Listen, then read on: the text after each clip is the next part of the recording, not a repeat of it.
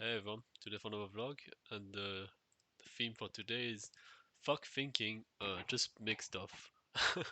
So I guess this is kind of my current mood. I don't know, to just do a lot of things. Kind of give a middle finger to this whole spending time with yourself and stuff. Well, actually, I do spend time with myself today, but yeah, just deciding to put stuff. So today during work, I've taken up a new habit, which is much more productive than anything I've tried before, which is to write my sort of thoughts about society, right? So doing it when I'm home is a bit hard for me. Writing is not really the most pleasant thing, but at work, it's basically the best thing I can do. It's like the best way I can do to express myself with like what I have in front of me, right? Which is like a screen and a keyboard and not a whole lot more. Quite a restricted environment, obviously. You need something that sort of looks like work, right? Which is kind of the nice thing about writing. So yeah, I've been doing that. So I'm going to post what I'm writing like over the next few days. It's not more than a few, like I think two, three blog posts, not more than that.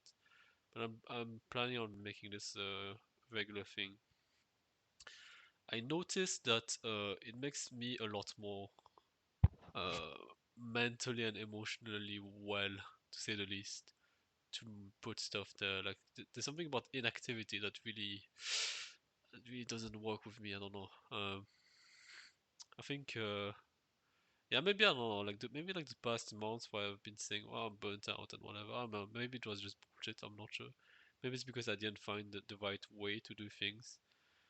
So right now I'm focusing on quantity, not quality, which is kind of a counterintuitive move if you hear common wisdom on the internet. But I think it's starting to shift. I think people are realizing that you hear that advice more and more that quantity is far more important than quality.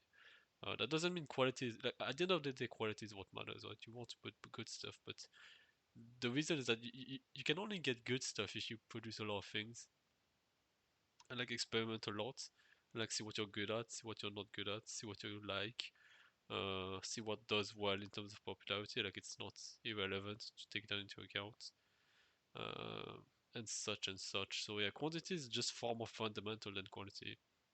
It's also a lot easier to like optimize for, obviously. Obviously, as soon as you optimize something too much, you kind of run into good Goodhart's law, right? So when a metric becomes a target, it's easy to become a good metric.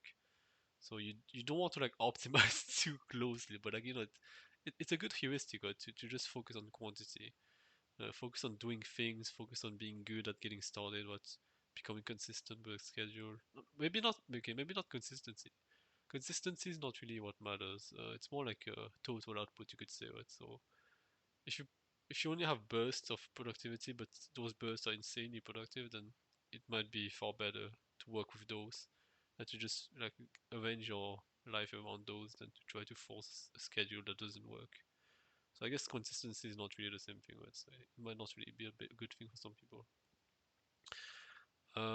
That being said, I think consistency has sort of a value in general. Like I would I would want to be consistent with something like my sleep schedule, right? Like that's not really something I'd want to mess around with. I'm really glad I have a consistent sleep schedule, but my creativity and my productivity, I guess those are more like those are less tangible, right? So you can't force them as much. The benefit is unclear. It's a lot more unclear with those things. But yeah, it's something I really wish I had. I had this notion earlier, like this notion that doing a lot of things is actually probably the most important thing when you're young, especially. Um, Doing a lot of things, doing a lot of variety of those things, yeah, that's really the the most important thing, especially because a lot of cool things, especially on the internet, right? The things that don't really cost anything to try, like if you draw or you write and you put them out there and no one cares, like it's not like you've lost anything. You've spent the time on developing them. But if they do get attention, then it's like an unexpected bonus, right? It's like a zero risk uh potential reward type of situation.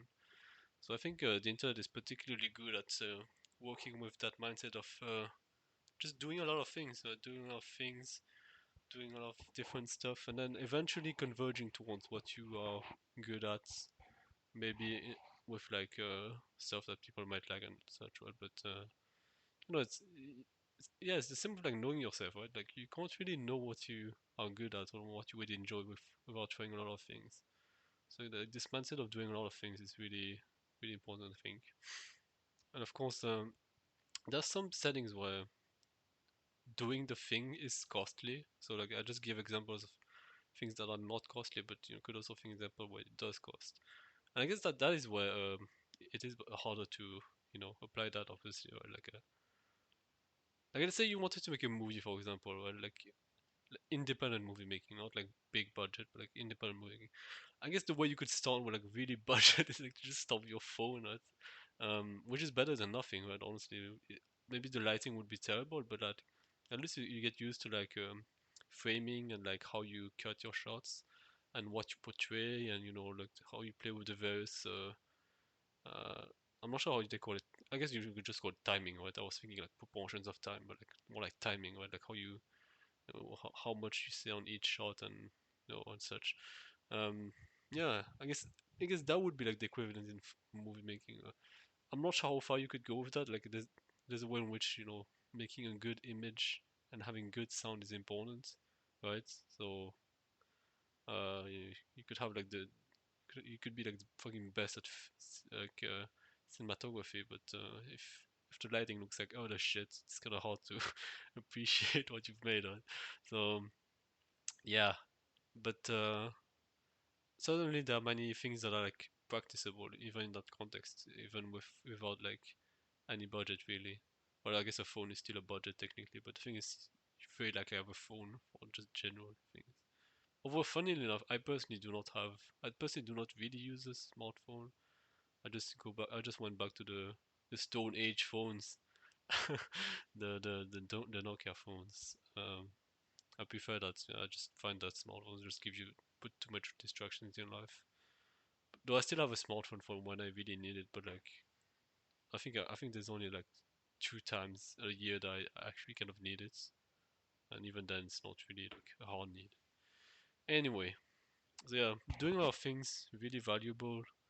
Um, I don't know why I find my thinking always gravitates back to thinking in terms of the four elements. I don't know why it always like like the way you can understand human beings often is very much like in terms of the four elements, right? So and Earth is like the big distinction that I find. I find that opposition to be far more important than water versus fire. Interesting enough, air is like the people who are like really creative and intellectuals, but they're not very grounded, right? I mean, that's kind of like the literal opposition is also manifesting itself into a very like noticeable trait to difference, right? So the very intellectuals or artistic people are not very good with practical things usually.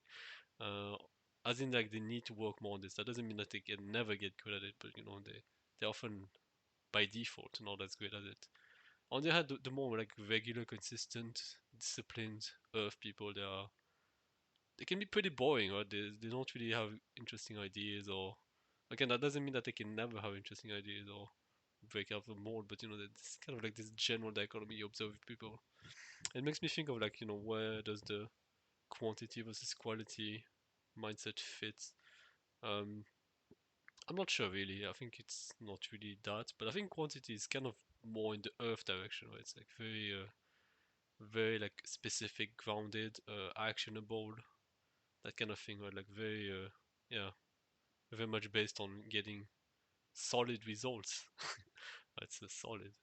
I'm not sure. I'm not sure why I was keeping about four elements. It's kind of a meme for me at this point.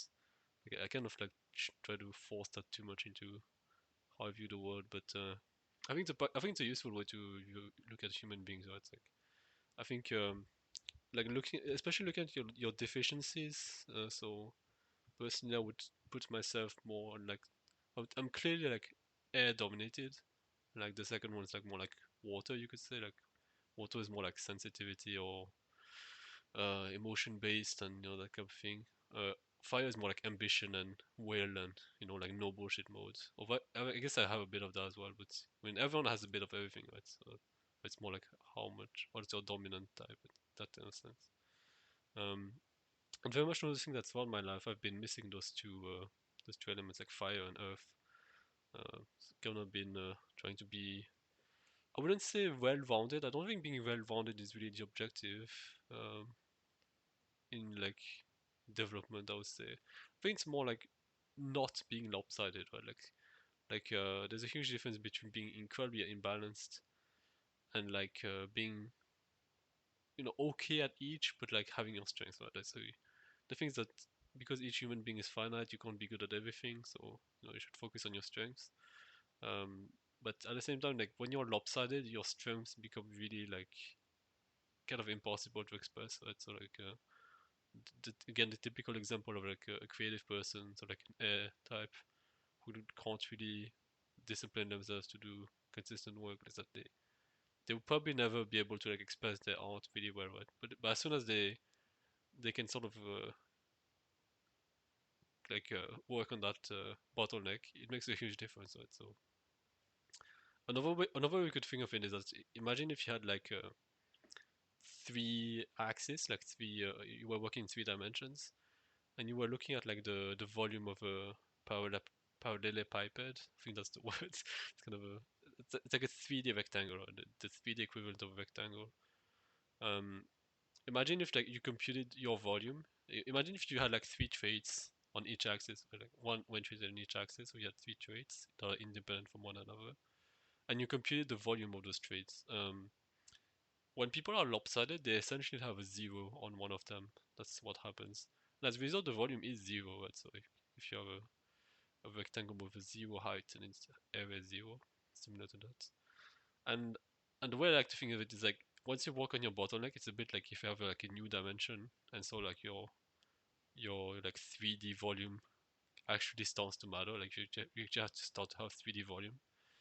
Uh, I'm not sure if that analogy makes sense to anyone, but it's kind of like how I was thinking about it, like the importance of working on your bottlenecks. And so yeah, I think putting stuff out there is just a good idea for everyone. Like there's a saying that different moves, different outcomes. I guess it's also strictly true. I mean, you could imagine a hypothetical scenario where you make a different move, but you have the same outcome.